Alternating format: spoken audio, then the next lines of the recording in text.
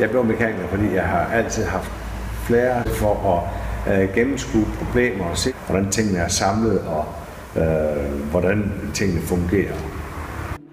Den måde, jeg ønsker, at værkstedet skal fungere på, det er, at mine kunder har tillid til værkstedet, at vi laver det, som der er aftalt, og det de forventer, og at jeg har nogle dygtige udlærte mekanikere, som ved, hvad de har med at gøre. Så mere kompliceret, der er vi jo godt opdateret med software, som skal til for at kommunikere med bilerne. Og det er jo faktisk alle biler, vi kan gøre det med.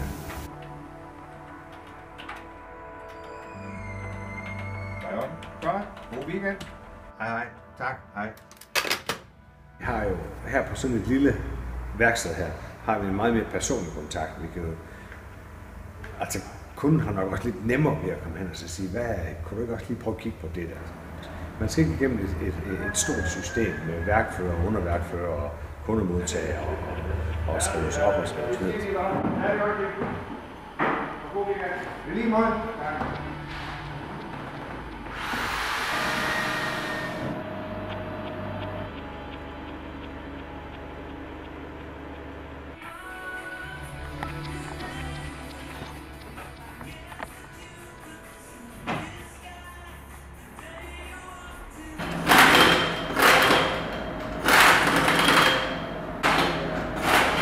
Mine mekanikere, det er sådan et hold af erfarne mekanikere.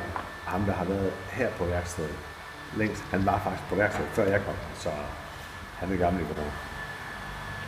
Dengang jeg startede som mekaniker, der var det jo ren mekanik. Alt var mekanik. Man kunne se, hvordan tingene var sat sammen og skruet sammen og skilt ad, og per logik regne ud, hvordan det skulle samles osv. Alt er næsten elektronik i dag, og det er nogle styresystemer, som man skal have nogle tekniske hjælpemidler til at kunne forstå og til at kunne både ændre og reparere på.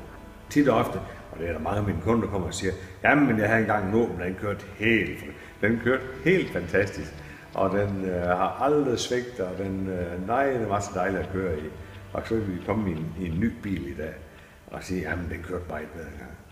Der vil man nok, hvis man prøvede det, og det har jeg jo prøvet, det prøver jeg jo ofte, at prøve at køre en gammel bil, det er jo milevidt fra, hvordan biler kører i dag. Så det der med, at der er kommet så meget teknik i, at det er blevet sådan, ja, og biler kører væsentligt bedre, end de har gjort før. Det tænker man ikke så meget over, men det gør de. Det er uden sammenhæng.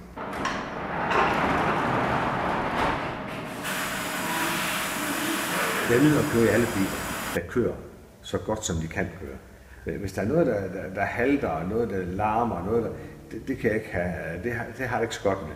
Uanset om det er en billig eller dyr bil. Jeg nyder, at tingene er i orden, og man kan mærke, at det her det er i orden. Der er ingen støj, der er ingen larm, der er ikke noget, der ikke fungerer. Det skal virke 100%. Det har jeg godt med.